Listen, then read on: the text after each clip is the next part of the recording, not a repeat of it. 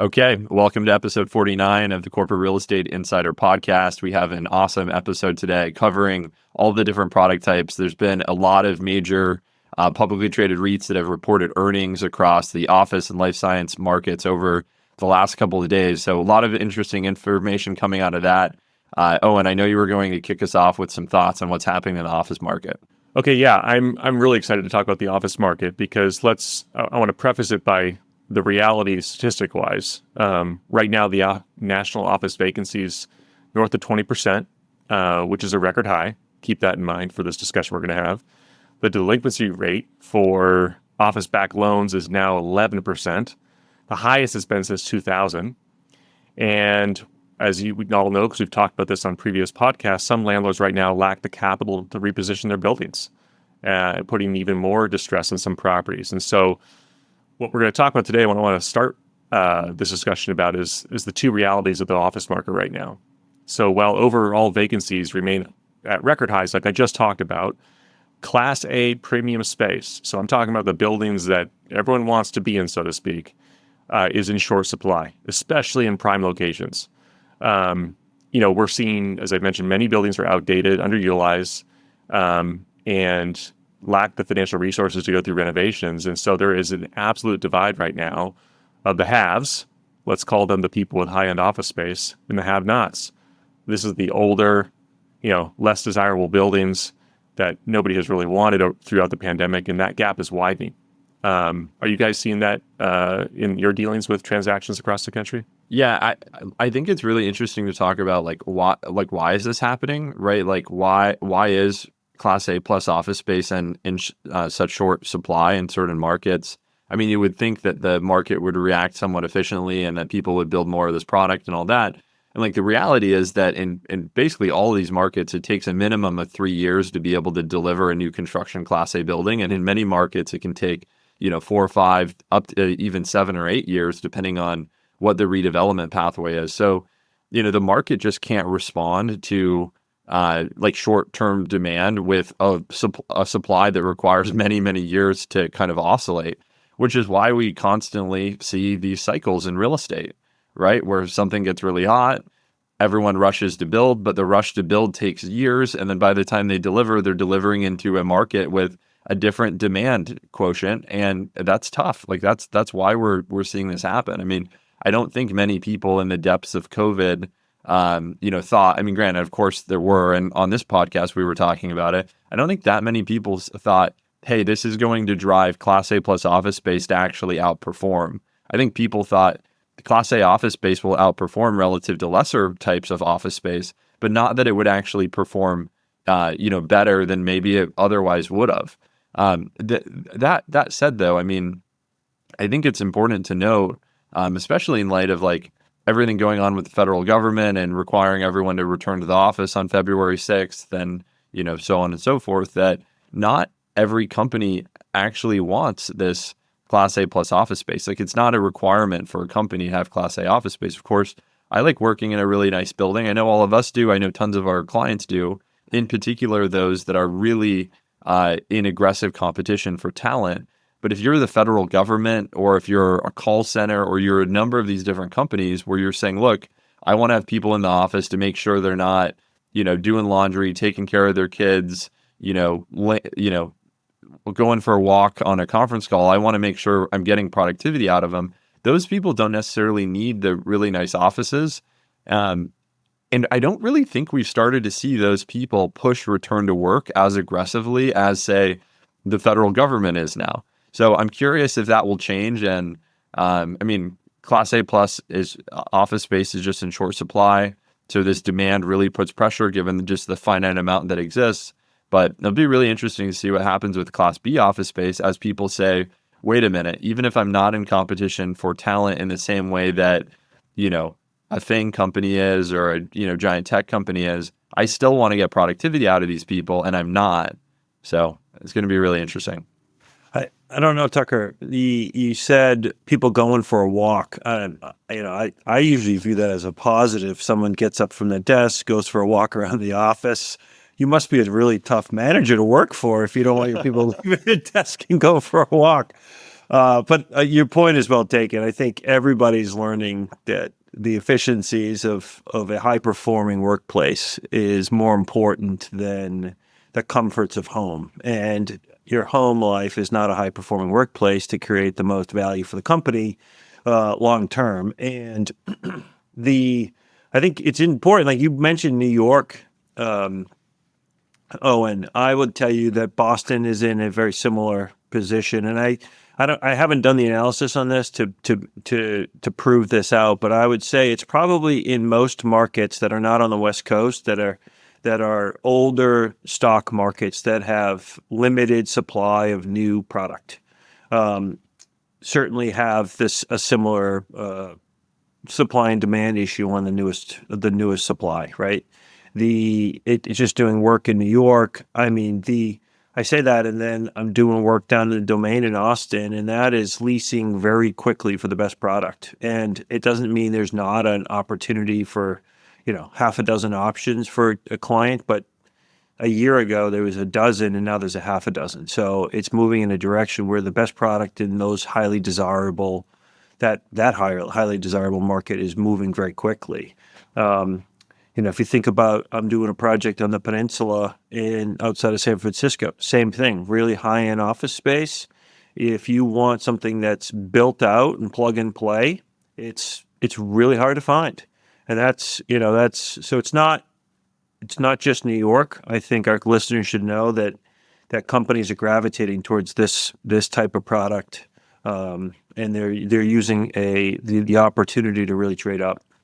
The other thing I think it's important is to distinguish between Class A and Class A plus. Like, I think calling it Class A plus is exactly right. It's not enough to be Class A. The distinguishing elements for me are the age of the building, or at least a recent massive capital infusion for a refresh on one of these towers. If it's old and it's aging, it's no longer Class A plus for sure. It may not even be Class A. And the other piece is a story as old as time in real estate. Location, location, location. Like it has to be in the A plus location. One example of that, I think we've talked about it here on the pod before, the Irvine company exiting downtown San Diego, call it Class A office market. They sold Symphony Towers, arguably a Class A building, although it's not in the greatest location and it's starting to get a little bit old. $85 a foot. Took their losses and got out of town. So we're talking about Class A plus here. And that means it's new or like new and in the very premium location.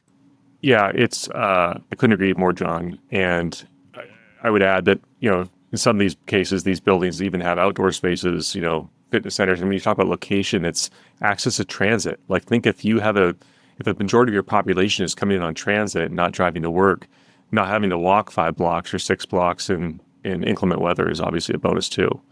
And so, back to Tucker's point, he made a good point that even if you started to kick off a project today, it's a minimum 3 years to get built.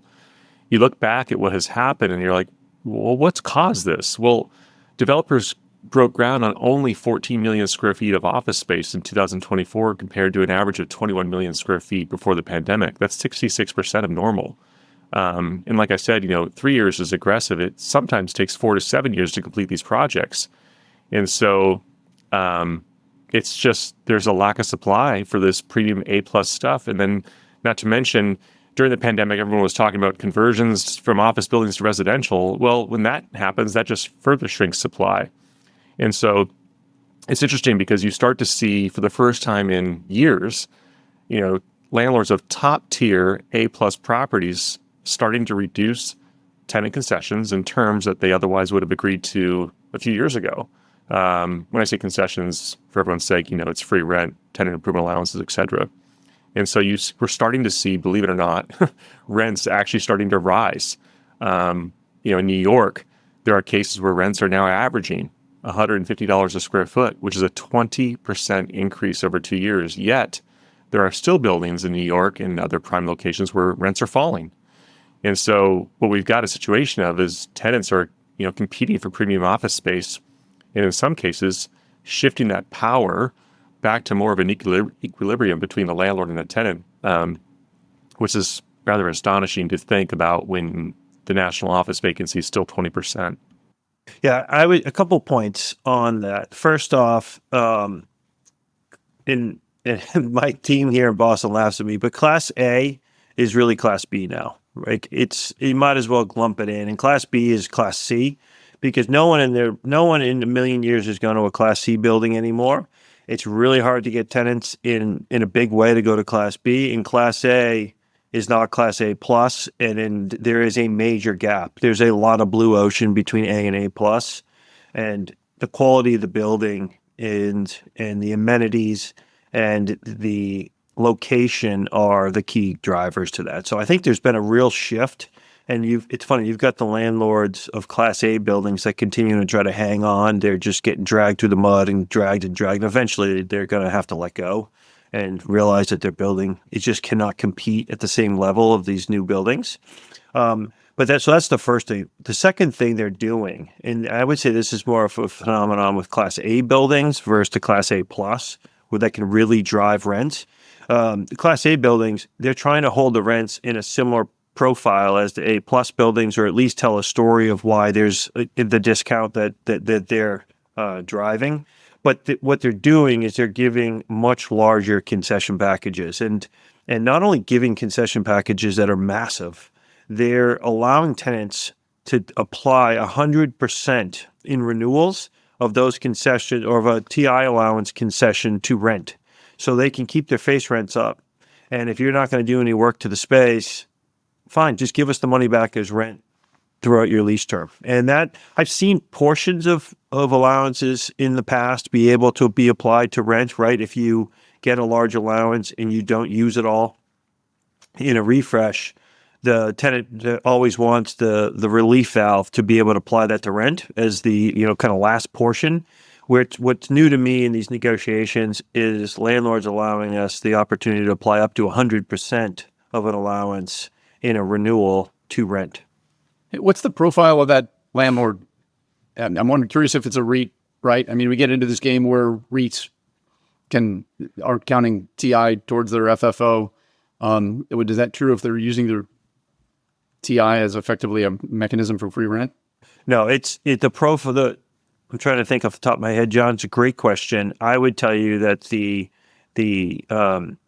landlords that are looking for face rents to be able to exit, and they're looking at capitalized value versus fund FFO. So for our listeners, FFO is looking at cash flow predominantly, right? How profitable, how much does this building cash flow over our cost? The next profile, and the ones that focus on face rents, is the ones that are investment trusts, or who are investors that will capitalize a building and sell it into the marketplace. So they need to keep face rents up so they can capitalize the income stream and get a higher sale price. And they're the ones so focused on being able to apply concessions that effectively burn off in the beginning of deals to keep face rents up, so building value is maintained. So earlier when Owen was talking about rents for Class A plus office space in Manhattan being up by 20%, I think it's really important to sort of ask the question of, like, why aren't there new construction buildings in certain markets? And then also understand that part of the reason that rents have gone up by 20% is that when you look at the percentage of the Class A plus market that is actually available, probably most of that square footage is represented in the brand new construction buildings that are now delivering. And when you think about how do you price the other Class A plus inventory, that really the only supply competitor is new construction, they start pricing themselves as if they're new construction or slightly lower than new construction itself. So, we were just talking about this with our Los Angeles team earlier in the week, is like, you hear these stories about these insane rents being signed for like Class A plus building in San Francisco, even in a market where, office availability is in excess of, 35, 40%. You hear stories about it in New York of just these like almost unfathomable numbers that you're just not seeing in Southern California. And you start asking your question of like, why? And the reason is there's just not really new construction Class A plus buildings in these markets. And when you think about what is making it viable for SL Green to build a, 1.5 million square foot new construction Class A plus building at a just insane cost. I mean, $2 $2,000 a foot or $1,500 a foot or whatever the cost of, acquire the land and throw these buildings up and then fund tenant improvements and, fund free rent and downtime and all these different things. And the reason is in these Southern California markets, you just don't have the same headquarters dynamics that you have in New York and Boston with like obviously life science companies and, Manhattan in general and San Francisco with big tech companies. Like you're not going to have, JP Morgan anchor your new, Class A plus high rise in Century City or downtown LA or something for 500,000 feet. So they're just not getting built, which puts even more pressure on Class A plus rents because they don't exist. Yet Class A plus rents are much lower in LA than Class A plus rents are in San Francisco and New York because there aren't the new construction buildings pulling everything up with it. So it's a pretty complicated dynamic. And a lot of people, they may not understand that even if Class A plus real estate is in demand, the financing costs for Class A plus real estate is still incredibly high. If you were trying to build Class A plus real estate, in San Francisco, and you start thinking about the cost of land, the cost of tenant improvements, the cost to build, like you really can't build something new without expecting that you're going to at least get $150 a square foot a year triple net. I mean, like if you're trying to hit a, 8 or 9 or 10% return threshold, and you just think about where the risk-free rate is and where the cost of real estate debt is and the risk that you're taking building a brand new construction building over many, many years, it's like, it's a really tough business. And to get, 9 or 10% returns building office space is just really hard, which is why you don't see new construction Class A plus office space, even though it is probably the most in-demand part of the office market being built in really the majority of markets. Totally agree. It's the Plaza District in New York, which is it's an office market that brokers denote in Midtown. It's the tightest submarket right now in Manhattan, and mostly it's because capital markets have literally suffocated the construction. And I don't know if that's going to change or not. But these projects to get built need anchor tenants, and the asking rates for some of these projects are $175 a square foot at the base of the building to upwards $300 at the top. And the question we're all waiting to see, I think, especially those that work in New York City, is there going to be resistance to that pricing or not? If you want to be in the Plaza District and you want to be in new construction, are you willing to pay $200 to $300 a square foot for office space? We might be. I don't know. We'll see.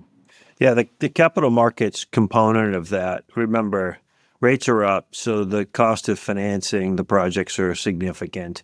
There's a lot of lenders on the sidelines right now. If you talk to people in the business, there's a ton of lenders that effectively their books of business are not balanced enough where they can come back into the market and buy more debt. And then on the equity side, same thing. You've got equity that's deployed that hasn't turned over to be able to create new fresh powder that allows companies to get back in. So there's just a smaller pool of capital chasing deals. The cost of the deals is much higher. But I would be of the opinion if the demand on the tenant side was there, you would find the capital to finance the projects. But a lot of times I'm hearing they're not. What's interesting, what they're actually finding, and we're seeing this in markets around the country, I think we kind of borrowed it from our friends from the north, is office projects that are mixed use with really high-end residential on the top of the buildings. So you're seeing Millennium Partners delivered a project here in Boston. There's a number of them down in New York that are being delivered.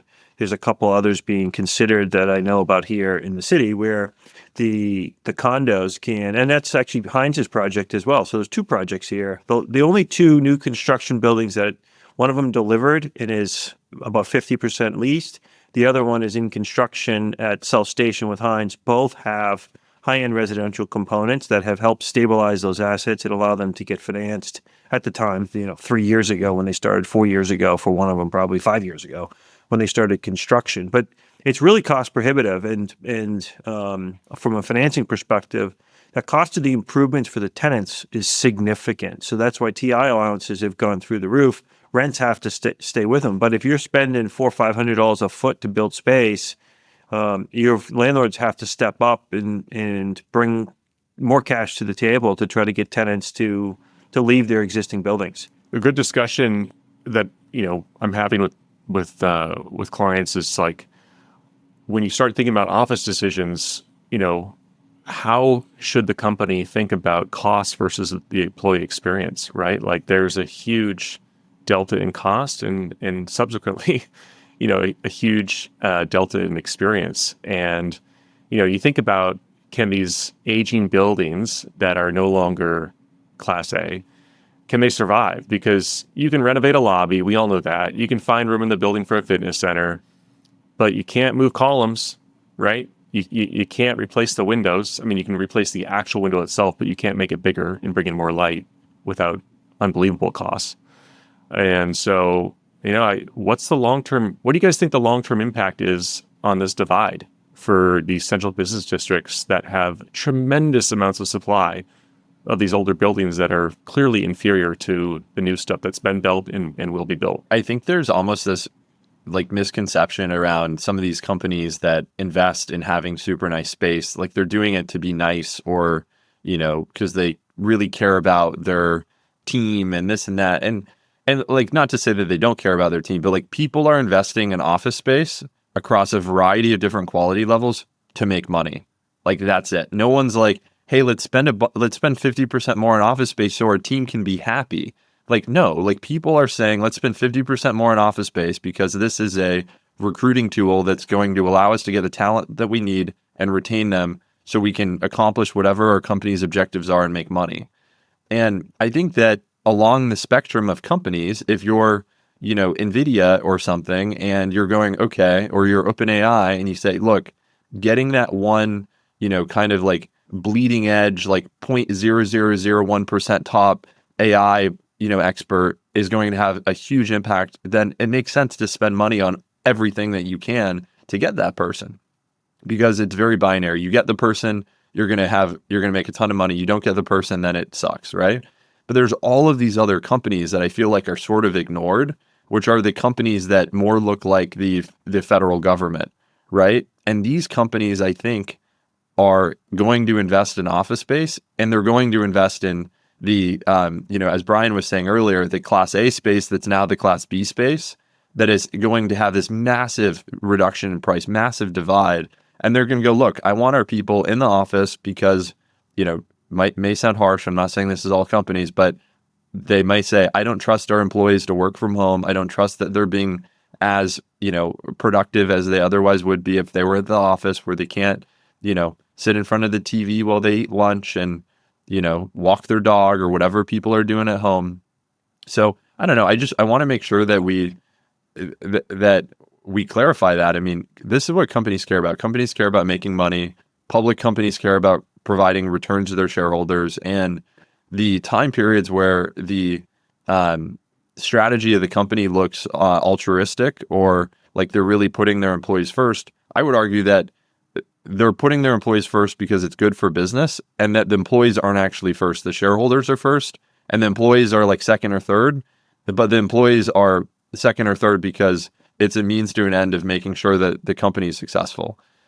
And like, that's the incentive that's going to drive the reoccupancy of office space. That's an incentive that's driving the federal government to do what they do. And it's the incentives that are driving the like tier one, most competitive for talent companies in the world to spend tons and tons of money on the most premium office space they possibly can, when they could probably get stuff that is nearly as good at 20 or 30% discount to what they're paying.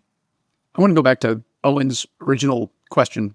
What happens to these older Class A, Class B buildings? And I suggest that it's really pretty simple. And it's the same thing that always happens. There's this economic osmosis, like a flow from high pressure to low pressure. I've seen it downtown, tenants transitioning to the suburbs, and then downtown prices fall and tenants transition back downtown for value. I would suggest that, look, if it's old and obsolete, it will be torn down. And until it's old and obsolete and ready to be torn down, it's going to reduce in price. There's going to be a market clearing price. How low does it need to go before there's value there that a tenant who isn't chasing Class A plus is willing to go to an inferior location. There is going to be a market clearing price, and that's what happens to them. It's going to continue to decline until it finds a point in which its economic osmosis can come into play, and the tenants flow back to those buildings because they can't pass up the value. That's what I suggest.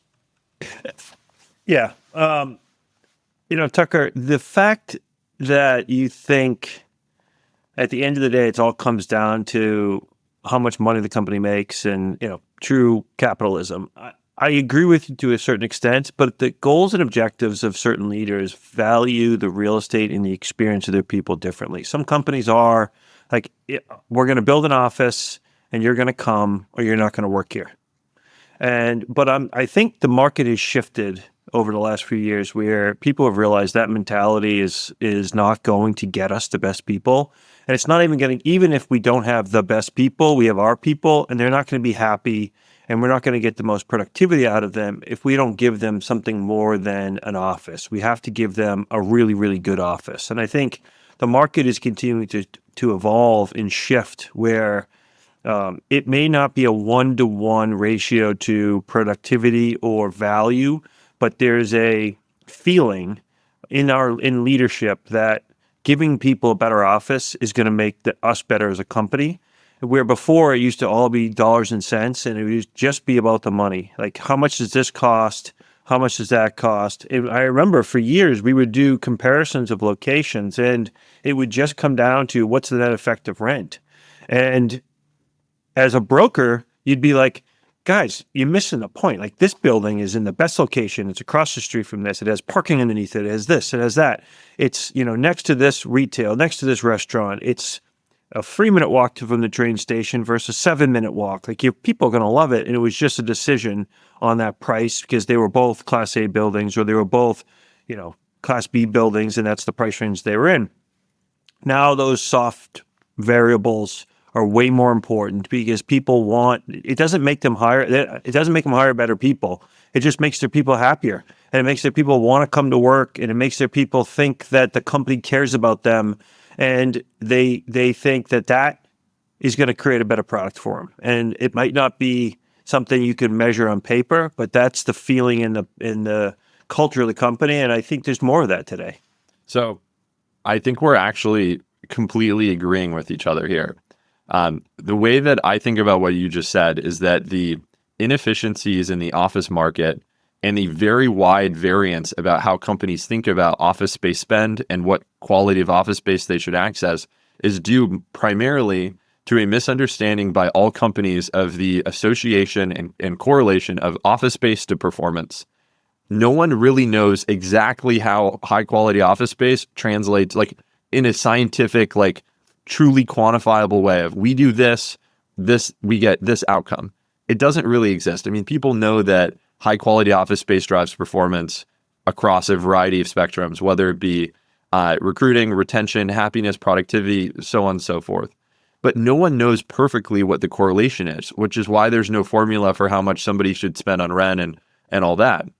So I agree with you, Brian. I mean, I think because people are now valuing this thing a lot more than they valued it previously, that has made all of these decisions much more complicated and created a inefficiency in the market because of the inefficiency in understanding the office space's impact on performance, and ultimately, by performance, I mean profitability of the company and long-term success of the company. Yeah. So we are saying the same thing. I agree with you. And that's that I think today people want to try to figure that out more than they ever have. It doesn't mean we have better answers. I think what people are realizing that the easy thing is to just pick newer. And if you're in a Class B building that's 150 years old with only windows on the front and back, newer might be a 1970s building with glass on 4 sides.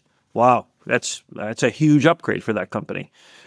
It's the ability for them to be able to create what they feel is a better environment for their people. It doesn't mean it's going to the newest building. I do agree with you. But that science it's not science for our clients. It's a feel. It's more about what they think than the data that supports what's underneath it. I'll also add is I think, and I heard this from a client literally last night over text because he's been contemplating on whether or not he should move to a nicer building and slightly expand. And the discussion was around having a growth mindset. And so, yes, he cares about his employees. It's got to be nice space, all that stuff. But for his reasoning, it was, I think we need to level up simply because I'm worried if we stay in what we have, which is nice. It's not a C building by any means. I'd say it's like an A. If we stay in what we have, are we limiting our mindset in terms of what's possible? This company's doing incredibly well. The sky's the limit. And he's going to take a step up likely for the sake of what that says about the company, both internally and externally. Yes, his employees will be happier probably, but they're already happy with what they've got. But taking a step up to something even nicer, higher performing says, hey, no, we're here. Like, we're not a startup anymore. We're a profitable company. We owe it to ourselves to grow and expand, and where we work and how we work and the environment we find ourselves in every day is going to affect that in how we think about things every day at work. So all good stuff. I mean, that's just another vector of like, what's the signaling of your office space say to the market, say to investors, say, I mean, it's just one of the other many reasons for the inefficiencies of what's going to ultimately provide for the best long-term success of the company. And I feel like it's really easy for landlords and real estate professionals and, architects and all these people that are in this industry to sort of lose sight. Like, everything a company is doing is in pursuit of being as successful as possible, short of, being a nonprofit or something. But even then, it's like your success just isn't measured in profitability. It's measured in impact. So if these companies are really running themselves as well as they can, and every single thing is through the lens of like, how is this going to help us be successful? And obviously there's a bunch of lenses like, what's the signal to the market and our investors, and then what's the impact of that? But I mean, I think, Owen, this is just a point that it's so complicated to assess how much money to spend on office space and what the impact is, and whether it's the most optimized ROI for your company. It's really interesting. Yeah, it's super fun in our business. At least this is part of it that I get the most enjoyment out of, is to be able to understand a client's budget and give them something that's way over or better than what they traditionally have been able to afford, and to see the value, not on paper, but see the value when they move in of how excited and how much they love that new office that they get into. And it's part of that, like, where do you find arbitrage opportunities in the marketplace to give clients an opportunity to kind of get up into the next class of buildings and realize that, and maybe they don't make any more money, but they love you for it, and the people love it. And it's really fun to have that experience. And this current market has afforded us as advisors and brokers and to do that for our clients, which has been really cool. That's basic human psychology. People buy with emotion and justify with fact. That's what that's all about. And it's like when you are shopping for a home or maybe in an apartment or a condo, you're looking at stuff that is, in your quote unquote budget, and then you see something else and you're like, well, maybe my budget's a little bit more than I thought it was. I've seen that happen time and time again with office tenants, where we tour what's in their defined budget, and then they're like, well, what about that building? Well, that's not in your budget. Well, let's take a look at it anyway. And then they end up going there. Yeah, that's human psychology at its best. John, I know that you spent a bunch of time reviewing Alexandria's earnings report that just came out. I think it'd be great to talk about life sciences a little bit. I mean, definitely an industry where the competitiveness for talent is still very high. Very unique time in the real estate market. Alexandria, obviously, one of the largest owners of life sciences in the world, going through sort of a more challenged time than they were a few years ago, when they looked like the smartest real estate people to ever invest money in real estate. But tell us about, the latest, what sentiment is, and what you think the future of Alexandria is in terms of performance.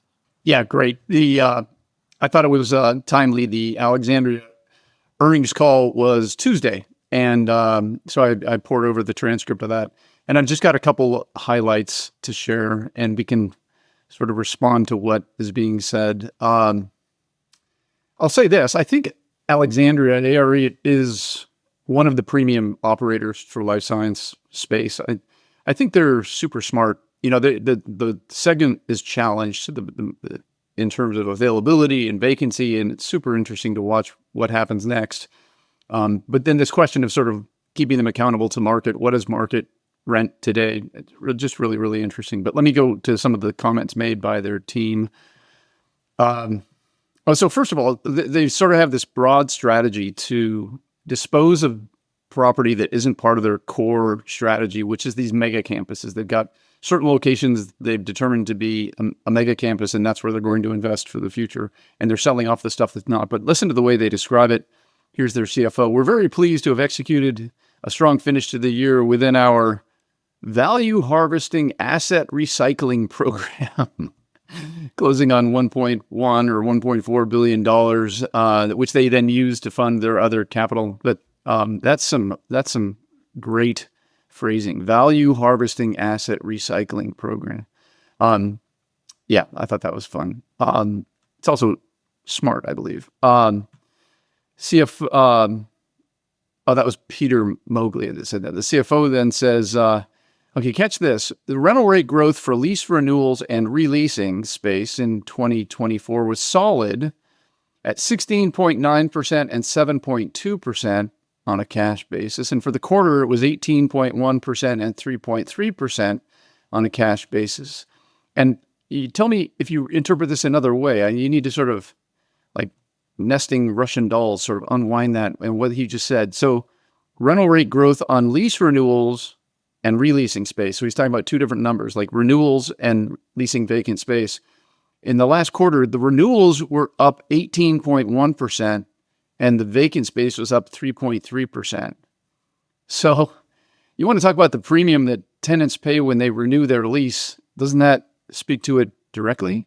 Yeah, so I think the first thing on the whole harvesting thing, I've heard this could be completely different than what they're talking about. But here in Boston, my partner keeps correcting me and telling me it's not a new standard, Brian. It's been around. But Alexandria is using a different standard to measure their buildings, and they're slowly going through their portfolio. So in one case, there's an opportunity we're working on that the space used to be 90,000 feet and now it's 100,000 feet and nothing's changed, right? And landlords play this game. They go from, BOMA 2007 to BOMA 2016 to BOMA 2021. And right. And every time it gets somehow the buildings get a little bigger. I've seen it applied, and this isn't a BOMA standard. It's another measurement standard that I'm not familiar with. So I'm not going to name it because I haven't done enough research to actually understand it at all.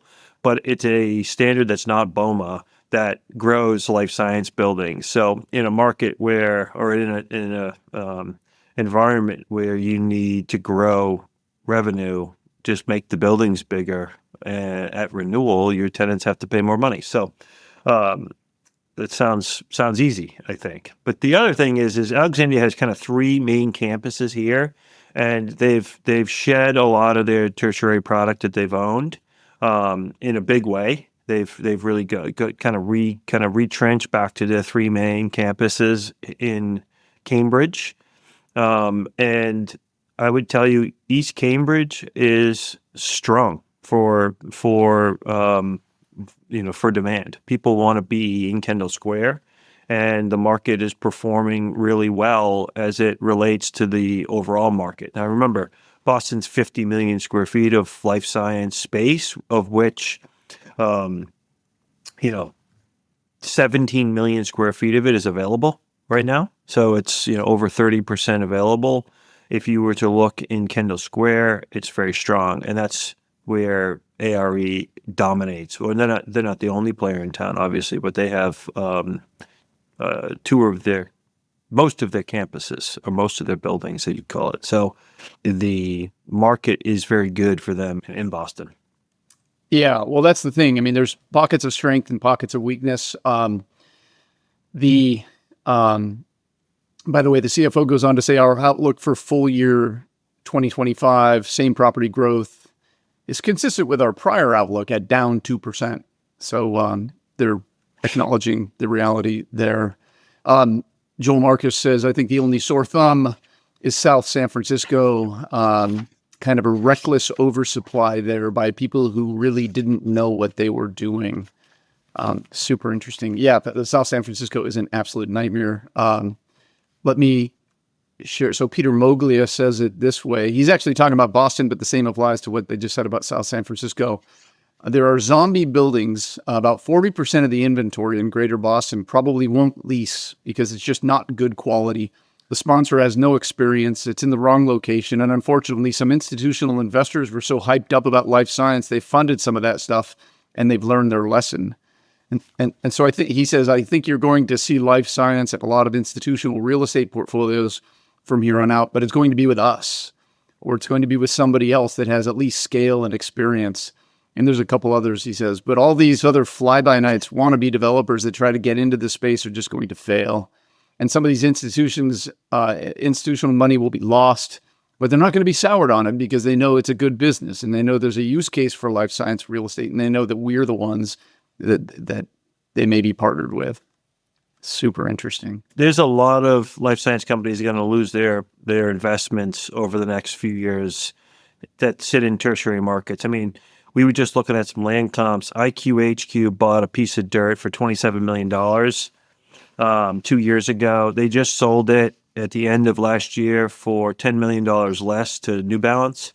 So in 2 years, and they did nothing to it. They didn't entitle it or anything. It just sat there. They lose $10 million. The other thing that's interesting in life science, because it's so expensive to build labs right now, anything that's existing second generation will lease first, but also landlords are increasing TI allowances just astronomically, right? So I'm looking at a list of comps right now, and you've got rents. I won't name the deals for confidential reasons, but rents that are 114, 125, 110, TI allowances 115, 40. 250, 225. Now we were just talking to an owner who owns a brand new building that's delivered, that's vacant. They will do a $95 net deal with over 400 in TI, right? So TI allowances that tripled to quadrupled, trying to attract new tenants and pull them out of existing space. So the market is in a really difficult position.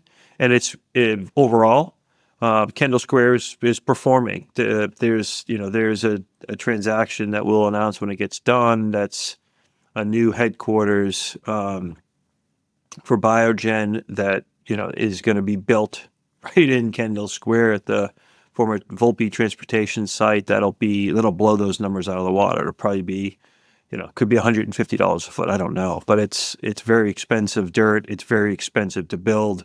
And they're going to go put their headquarters there, rumored, because that's where you want to be if you're in life science in New England. So it's an interesting market. Yeah, somewhere in this transcript, I don't have it highlighted, but they acknowledge the fact that for a biotech build-out, the market's essentially gone to a turnkey model. That's exactly right, yeah. So here's something interesting that Joel Marcus says. I've got a couple more bullet points.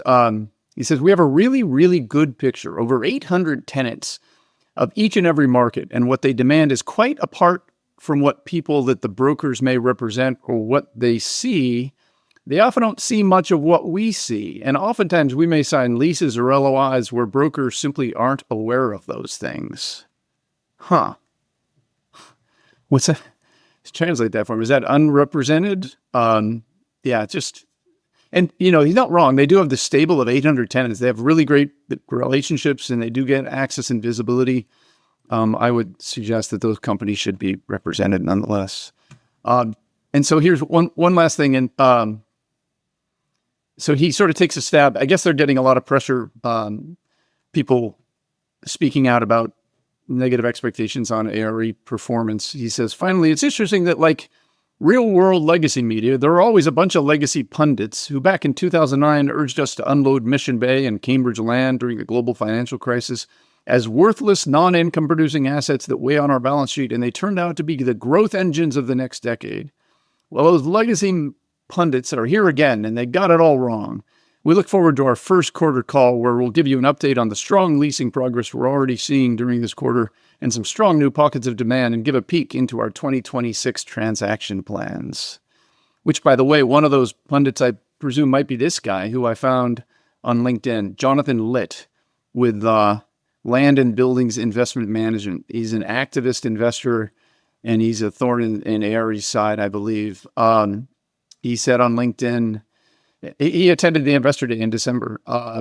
He says, Investor Day landed, the ARE Investor Day. Investor Day landed like a lead balloon in our view. Occupancy in 2025 is expected to decline 270 basis points. GAAP NOI in 2025 is expected to decline 2%. Highly dilutive $1.55 billion of 2025 dispositions at 7% cap rate. Maintenance CapEx and TI up almost $200 million, likely in part to induce leasing. He says the wheels are coming off ARE in our view, given substantial lab space overbuilding, weak tenant demand, and lack of return to office lab post-pandemic. He goes on to say they do have a position in ARE. So look, I think ARE is a class operator. I think they're in a tough market. Certain pockets are stronger than others. South San Francisco is one of the worst. And it's super interesting to dig. You talk about IQHV, they're a private REIT. We don't get this kind of data. They don't have to report to us. So, the public REITs, we got to listen in and try and decipher what they're telling us. I think that guy should chill. I mean, Jesus. Down 275 basis points when the market is 30% vacant. I think you got every life science landlord literally bleeding out, on the operating room table, and ARE is doing much better, in my opinion, than the others. And they have an ecosystem within ARE. They do a lot of deals. I would say that the frequency, and this is just my gut, the frequency of them doing deals unrepresented is probably decreasing as more and more space hits the market, because before, when the market was really tight, it wasn't about finding the right space. It was about finding any space at all.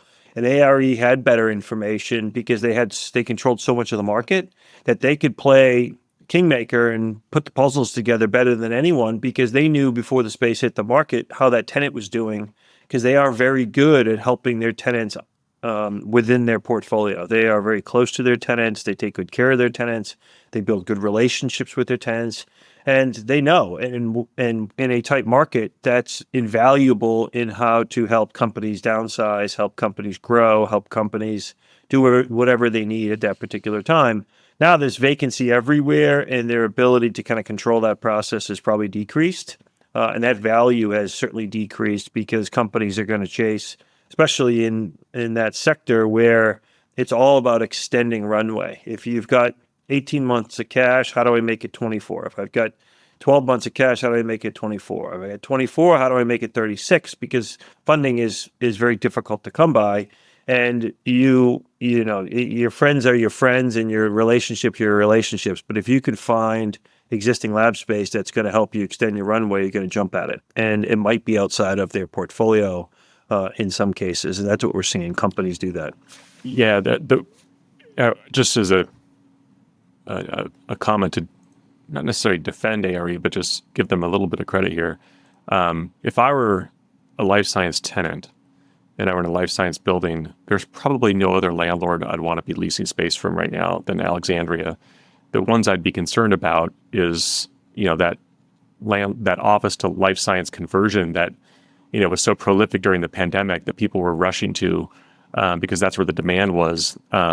People being the landlords were rushing to convert their office buildings to life science. If you're in a multi-tenanted building like that, that's probably in the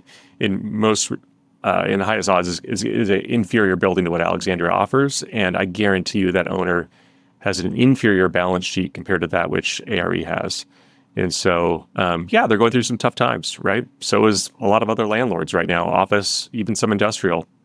But I have no doubt that ARE will chart a course forward. They've got very smart people working there.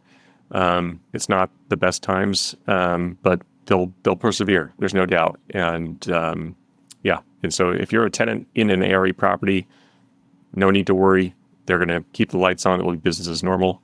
They may not get the returns they want necessarily relative to what they were a few years ago, but they'll be just fine. Said some more concisely, that investor should chill. I agree.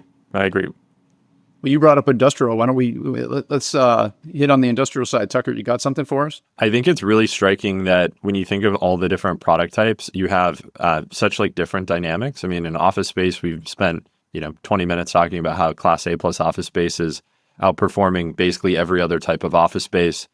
And in industrial real estate, obviously, Class A industrial buildings are still commanding higher rents than second generation buildings, but it's sort of the opposite, where the percentage of the industrial market that is available is predominantly new construction, just by nature of sort of going into this more industrial kind of downward trend over the last couple of years, with industrial vacancy in the low single digits in a lot of core industrial markets. So we still have this super low vacancy, but the product that's being delivered is, no one builds a Class B new construction industrial building anymore. Everyone's building more or less the same product, 36 to 40 foot clear, 50 to 60 foot column spacing, basically distribution buildings. And more or less everyone's building the same thing with, maybe a tweak here or there on the, office portion facade.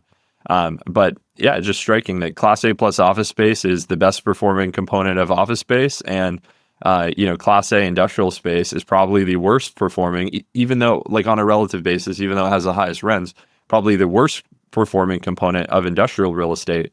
So it's very disconnected.